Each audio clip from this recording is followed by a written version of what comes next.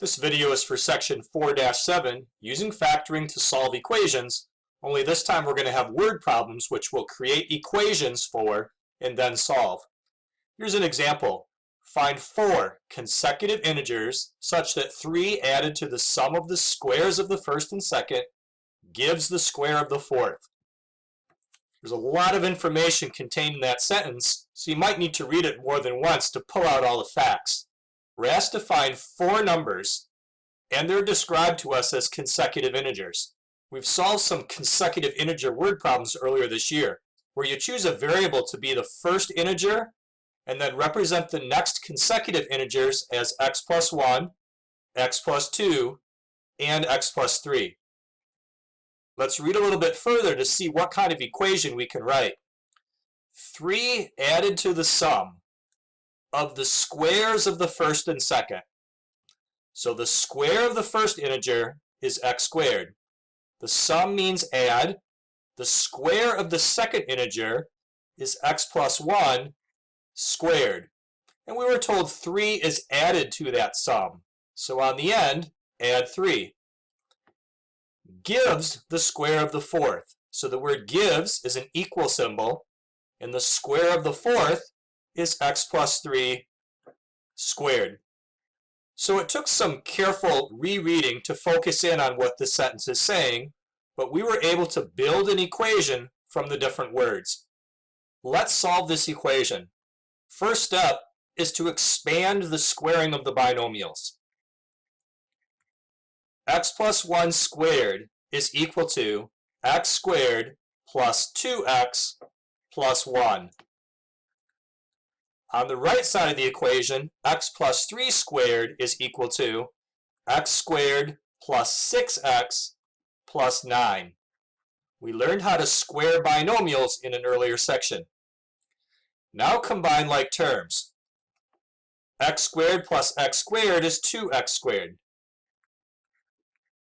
And 1 plus 3 is 4.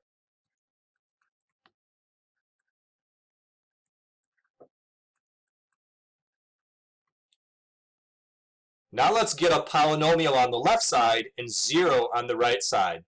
We'll subtract the x squared and subtract the 6x and subtract the 9, subtracting everything on the right side so that it's a 0. 2x squared subtract x squared is x squared. 2x subtract 6x is negative 4x. 4 subtract 9 is negative 5, and that's equal to 0. Now factor that trinomial.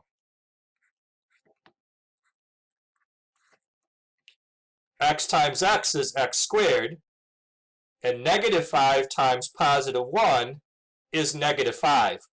The negative 5 plus the positive 1 makes the negative 4.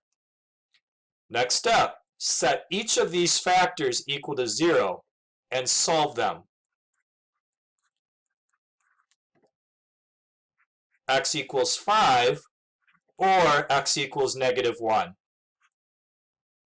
The final step of solving a word problem is to check our results in the context of the original question.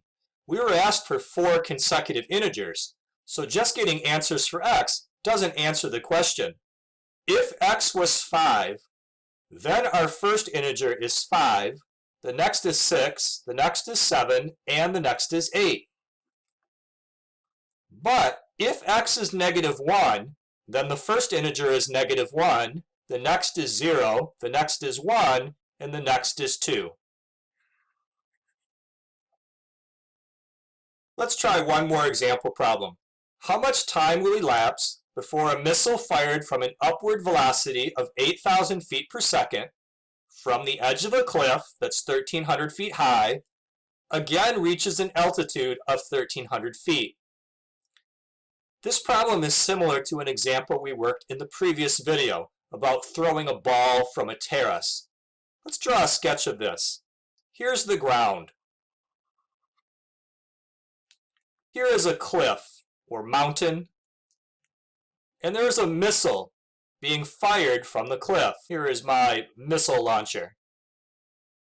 That cliff is 1,300 feet tall.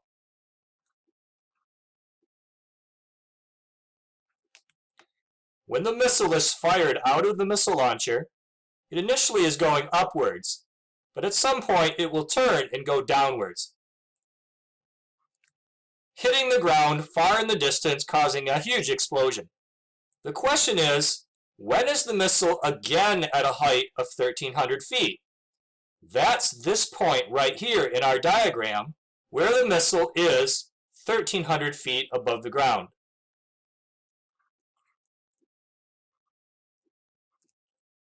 How much time does it take for the missile to travel from the launcher to go up, then down, to reach that spot?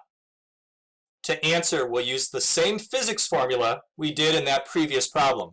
We can find that on page 141 of the textbook. H equals RT minus 16t squared plus k. H is the height of the missile after time goes by. We want that to be 1,300 feet. R is the initial speed of the missile, 8,000. T is our variable representing how much time goes by. And the letter K is the initial height of the missile. It starts from a cliff that's 1,300 feet above the ground. Here's our equation that models this problem. Now we can solve it. First step, subtract 1,300 from both sides. We get 0 equals 8,000 t minus 16t squared. Next, add 16t squared to both sides.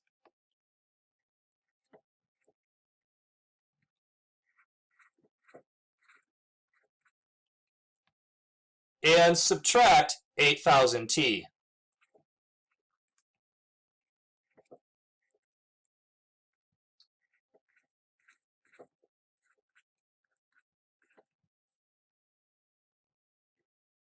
We have a polynomial on the left side of an equation and 0 on the right side of an equation. Next step, factor. The GCF is 16t.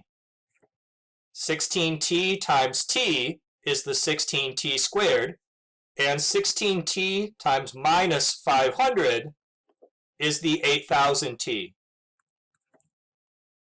Now that we have factored form, we can find the answers for t. The first factor is 16, but 16 cannot be 0. You can ignore that. The next factor is t, so t could equal 0. Or the next factor, t minus 500, could equal 0. Solving this last equation, we get t equals 500 seconds. Let's check these two values in the context of the original question. The missile is fired into the air. It first rises and then falls until it again reaches a height of 1,300 feet. Does it take 0 seconds for that to happen, or 500 seconds, which makes sense?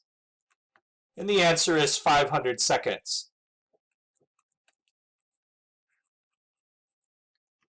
At 0 seconds, the missile is 1,300 feet off the ground, but that's when it's still in the launcher. We want the answer 500 to give time for the missile to shoot into the air, go up, and then come back down. Let's summarize the lesson. We practiced solving some word problems, where you have to read the problem carefully and create an equation that models the sentences.